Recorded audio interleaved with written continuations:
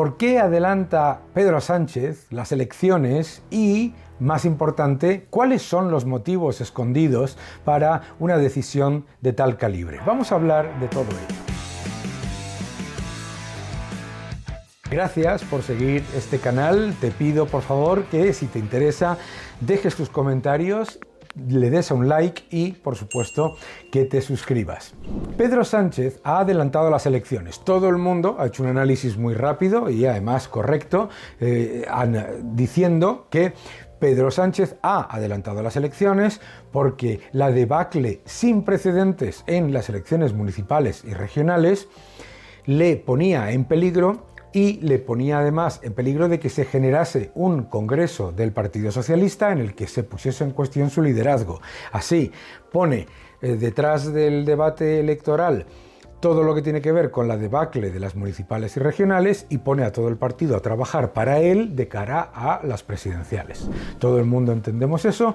Además, elige una fecha en la que esté la mayoría de la gente de vacaciones y, por lo tanto, espera que un porcentaje significativo del electorado que ha votado en contra de Pedro Sánchez en unas elecciones, las municipales y regionales, que había presentado como un plebiscito, pues entonces gran parte de esas personas simplemente o no votarán o pues no van a poder acudir a las urnas porque no tienen acceso al voto por correo.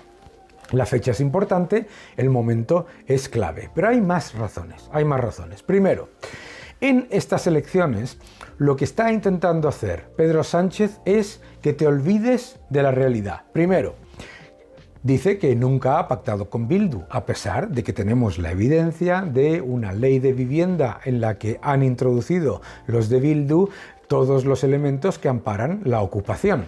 Dice que no ha pactado con Bildu, pero tenemos la evidencia en unos presupuestos en los que Bildu y Esquerra Republicana introdujeron puntos para atacar a Madrid fiscalmente y para aumentar los desequilibrios fiscales beneficiando a sus regiones.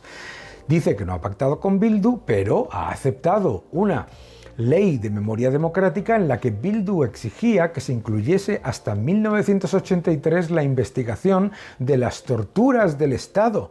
Esas cosas no las propone el PSOE, claramente. Bien, obviamente no solamente Bildu condiciona todo el elenco de decisiones políticas, sino que además las ha liderado en muchos casos, como son la ley trans, como es también la constante tensión con respecto a las decisiones con respecto a los presos de ETA. No es ninguna novedad si veis que el presidente del gobierno en el Senado le presentó sus condolencias a un miembro de Bildu por la muerte, por el suicidio de un preso de ETA. Pensadlo por un momento.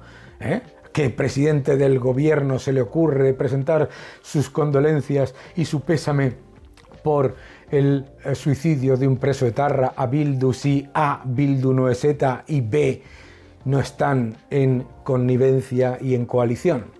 Por lo tanto, lo que tiene que hacer Pedro Sánchez es, primero, intentar convencerte de que todo lo que sabes de esta legislatura no es cierto, que él no ha pactado con Bildu, que él no ha indultado a los secesionistas, que él no ha concedido las exigencias de Esquerra Republicana con respecto a malversación y con respecto a sedición, y que todo, pues que él lo que ha hecho ha sido subir el salario mínimo interprofesional y mejorar la vida de todos, cuando la evidencia es que España es el tercer país en tasa de pobreza y riesgo de exclusión de la Unión Europea, cuando la evidencia es que somos el país que está a la cola en recuperación, porque no se ha recuperado todavía el Producto Interior Bruto de 2019 en mayo de 2023, a pesar de haber aumentado más la deuda, más del doble que la media de nuestra Unión Europea a los que nos comparamos. Es increíble, ¿no?, que se diga que la economía va como una moto cuando somos los últimos en recuperar el PIB del año 2019, con más aumento de deuda, con más pérdida de poder adquisitivo de los ciudadanos y además con un aumento de nuestra posición en la tasa de pobreza de la Unión Europea, que hemos pasado del séptimo al tercer puesto. Bien, tiene que decirte, uno, que Bildu y Esquerra Republicana no tienen nada que ver con él. 2, que la economía va maravillosamente. 3, que todo está en peligro si PP y Vox se ponen de acuerdo. PP y Vox van a poner en peligro los derechos de las mujeres. Un señor que tiene a imputados por encubrir el delito de abusos sexuales. En Valencia lo tenía en el gobierno de Ximo Puig.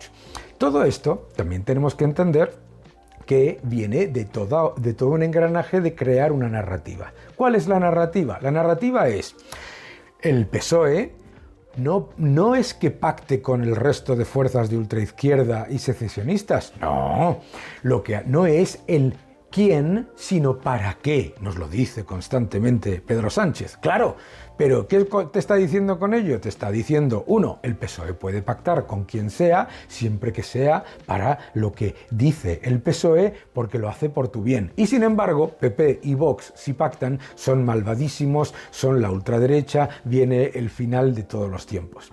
También tenemos que entender que Pedro Sánchez sabe que el viento de cola de la caída de los precios de las materias primas en la economía, más el viento de cola del turismo, más el viento de cola del fuerte impulso fiscal dado por la Unión Europea, se acaba. Entonces sabe que tiene que hacer como hizo Zapatero, que es hablar ahora de la Champions League y del crecimiento robusto y de que todo va maravillosamente, porque después los datos ya no le van a venir con ese viento de cola. Para su persona es clave que pienses que todos sus pactos en realidad no existen. Pero la evidencia empírica es que ha pactado y pacta y va a pactar con Sumar, que es exactamente lo mismo que Podemos, pero sin Irene Montero, las mismas personas, la ultraizquierda, el comunismo, Izquierda Unida, el chavismo, Más Madrid, Más País, como se quieran llamar, Compromís, el pancatalanismo, el secesionismo, Bildu y Esquerra Republicana, y, por supuesto, la misma coalición Frankenstein. Y poner el miedo a que llega Vox, como si Vox fuese una especie de fuerza malvada, cuando de Vox no hay una sola persona que haya prometido su cargo por imperativo legal o con cualquiera de esos subterfugios para prometer o jurar la Constitución que después no cumplen. Es decir, en realidad lo que Pedro Sánchez está intentando hacer es que entre los que no van a poder votar y los que pueden, pero se van a creer su propaganda amnésica,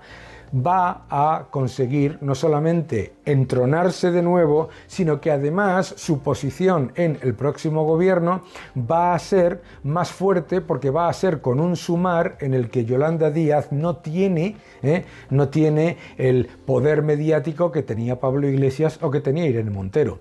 Va a pactar con los mismos, va a hacer exactamente lo mismo, pero lo va a hacer con una marca blanqueada de Podemos, y así se va a presentar de nuevo él como el que soluciona los problemas creados por otros, como si Irene Montero hubiese estado en los consejos de ministros votando por todo el mundo, sin que nadie se enterase.